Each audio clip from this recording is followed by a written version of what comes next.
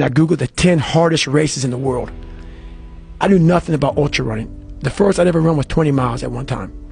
And so what came up was the Badwater 135. 135-mile run through Death Valley in the summertime. So I wasn't an ultra runner, didn't know what ultra runner was. I called the race director up, Chris Kosman of the Badwater, and he said, "Are you an ultra runner?" And I was like, "I don't know what that is." He goes, "Have you run 100 miles in 24 hours or less?" I was like, "No." I called him up on a Wednesday, and he goes, "There's a race on Saturday in San Diego one day, where you run around a 1-mile track for 24 hours. So many miles you can get. If you get 100 in 24 hours, I will consider you in my race." We go to Walmart, get a blue lawn chair, Ritz crackers, and Mileplex. That's what I'm gonna have for a 100-mile run.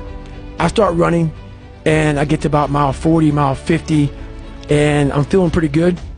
I get to mile 70, and it was the worst pain of my life.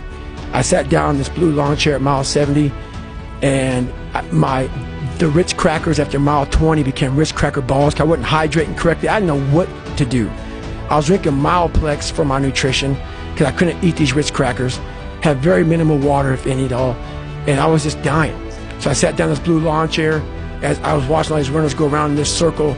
I was all dizzy and lightheaded, hadn't gone to the bathroom. It's been about 12 hours. I went 70 miles in about 12 hours, which is good. And I looked at my ex-wife now, and I was like, I am fucked. And I started seeing like 3 of her. And once my body stopped, my mind just went off. And I had to go to the bathroom. And the bathroom was like 20 feet away from me, if that. And I couldn't.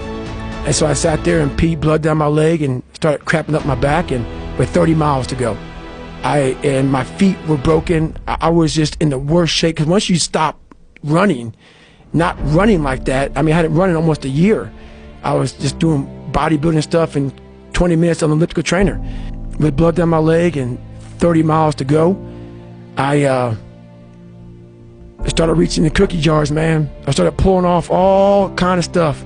I reached in my mind, and a lot of us, when we have bad times in life, even the hardest person in the world, we forget how badass we are during that hard time. I have a thing where I take a couple seconds to reflect on, hang on, man, you've been through this, you've been through that, you overcame this, overcame that. I don't ever close my mind to the fact that this can be done. And I knew I had to get up, I needed nutrition, I needed hydration, I needed to stop being dizzy. So that's the first thing I did. I didn't panic on I had 30 more miles to go to get 100. I started about the process. Slowly but surely I was able to stand up, and I was literally hobbling around this track, just walking. No running at all. I couldn't run. My feet were in the worst pain. This is the worst pain I've been in my entire life.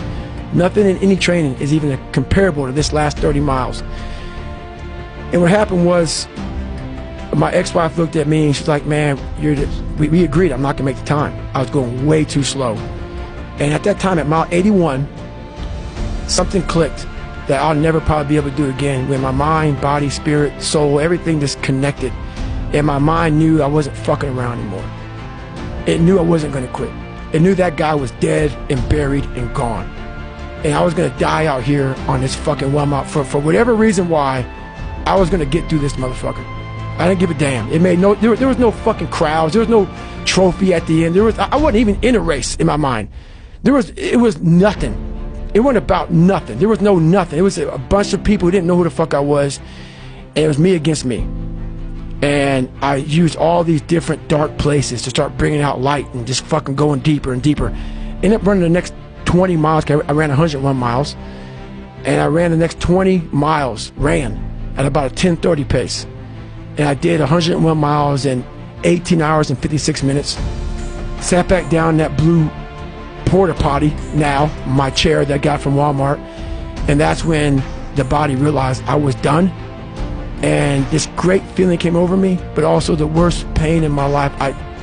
And the craziest thing, I'll tell you a story because it's right now. I'm not sadistic, I'm not crazy. People may think that. They may want to put a title on me after hearing me because it makes them feel better. Because they think, wow, this guy must be some special or just fucked up crazy dude. No, I'm a guy that came from nothing. Anybody's capable of doing shit like this. Anybody. And I sat in that tub. She put the water on me. She called my mom up. And my mom was dating a doctor at the time. The doctor said, "You need to get him to a hospital now." She came back in. All I wanted to do was call Chris Kosman on the phone, the race director of Badwater, and said, "I fucking did it." So she said, I'm taking you to the doctor. I said, no, let me sit here and enjoy this pain. She said, what are you talking about? I said, you know, I need to go to the doctor. I realized that.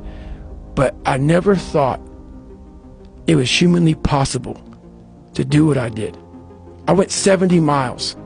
And at 70 miles, I was dead. I was at 100%. What I thought was 100%.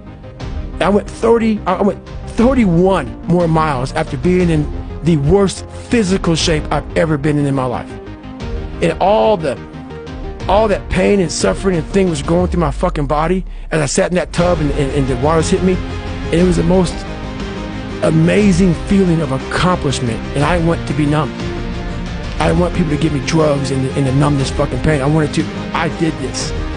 And as crazy as it sounds, it was the most amazing moment of my entire life.